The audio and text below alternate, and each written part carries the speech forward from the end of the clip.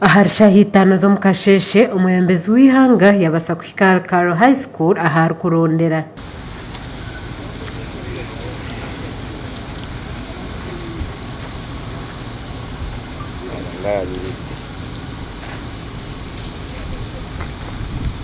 nabwanyuma nawe yazomnyirira n'abandi batezi bakaruru rero yashamwe mu register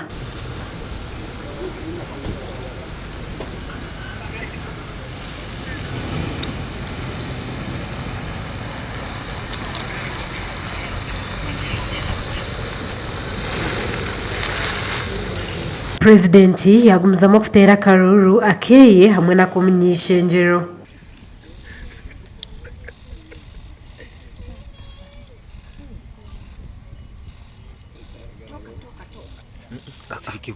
Don't run, just be in one place. Robin, I go down.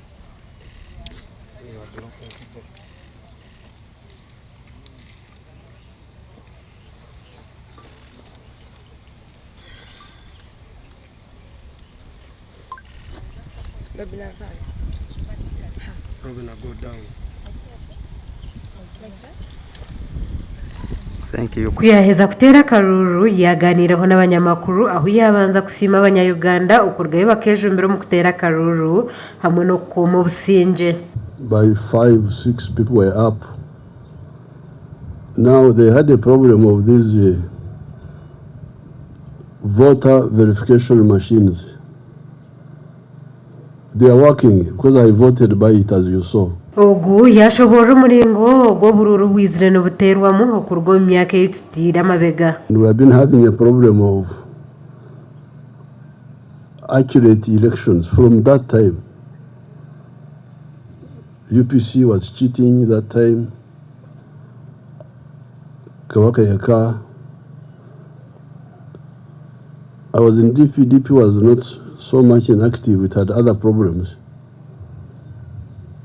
Therefore, the elections of 1961-62 were really not fair, not accurate. Ahantu ho mwemezi w'ihanga yashabira barukure Ekitongore Ky'Eby'Oburuuru okurgayo bakashobora ahabwace byome bimwe byakererwa kutandika gukora. First of all, it did not accept my fingerprints because I think maybe when they took them, they had a different angle if you don't put them properly.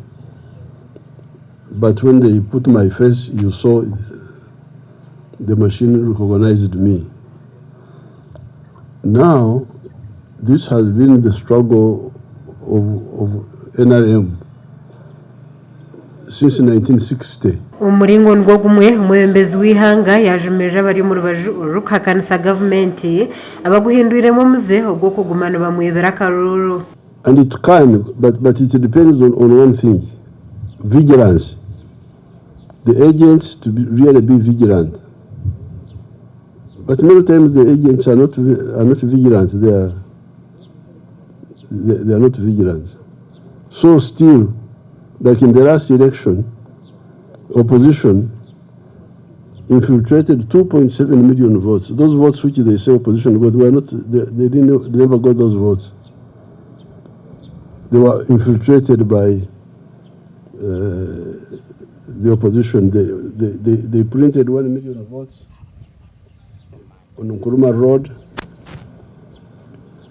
and brought another 1.7 from Dubai. Urukure byo kutera karuru mu district ya Kiruhura Komhanji Alex yashobora umuringo ubwo byo kuronda byagendamo muri Kiruhura.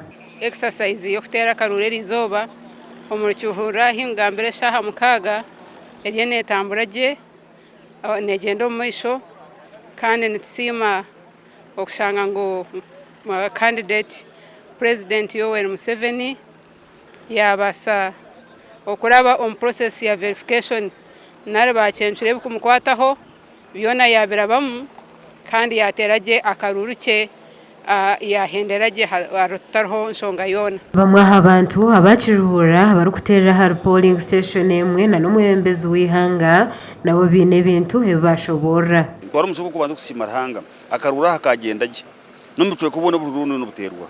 Mwe twari umusuko kusimo kitinisa President wa Uganda kurengura hanga mukumire stashanke gikutera karuru itunga kitwine akabaga rutukaronze ako president yoro kutamusevera batokushaba karuru ngaha bena shomesa abantu ko bakwaza kugomwa kana n'abanyamahurire baje mu nguzaji nko katubentereba no tamura tokushaba karuru shomeso umuntu karabeji neje kukunda mbene ntuyikirizana ngwa karuru to twakasingire nk'ikibina president yakasingira karuru nani nshabanya Uganda ko kwetse mu karuru expecting ibintu bibiri okusinga no kusingwa kubara kusingikiriza ngo bakora ki bakusinga unaterera karuru nkabe ninyenda ngo agumzemu ahabe yasite agumzemu nakora ebyabataka herze abase kugumzamu kubiheza abe nkengu twezi mwezi kiri under construction mbwenu amashomeraga mwe gakiriyo ngaboraburamu hospital facilities ebyone bintu bikiboraburamu nyonye namatsiko kugera ngo ebe byona twamuhereza karura karabamu